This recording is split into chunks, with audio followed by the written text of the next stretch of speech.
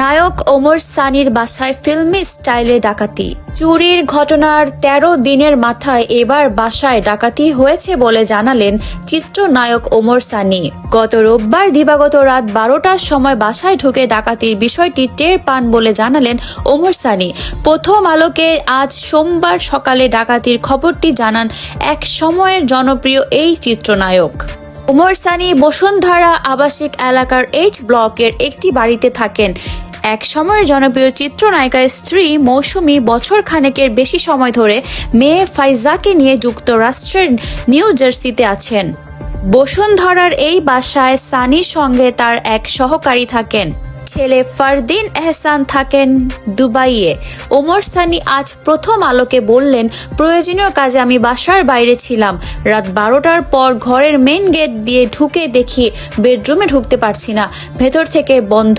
বেডরুমের চাবিটাও আবার ভিতরেই ছিল। নানাভাবে চেষ্টার পর যখন ব্যর্থ হলাম, তখন বাড়ির কেয়ারটেকার ও আমার ম্যানেজারকে বিকল্প উপায়ে বেডরুমে ঢুকতে বলি। বাইরে দিয়ে বারান্দায় গিয়ে দেখতে পায় সেখানকার দরজার গ্লাস ভাঙা। এরপর বেডরুমে ঢুকে দেখে ভিতর থেকে ছিটকিনি আটকানো। রুমের অবস্থা দেখে মনে হয়েছে বেশ কয়েকজন এসেছিল। ছিটকিনি খোলার পর বেডরুমে ঢুকে দেখি অনেক প্রয়োজনীয় ডকুমেন্ট নেই।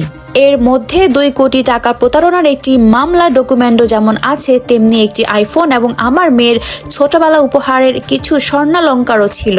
দুপুর ১২টায় যখন ওমর সানির সঙ্গে কথা হয়, তখন তিনি ভাটারা থানায় প্রস্তুতি নিচ্ছিল মামলার। তিনি বললেন, আমার ছেলে ফারদিন ব্যবসা করতে গিয়ে ২ কোটি টাকা প্রতারণার শিকার হয়েছিল।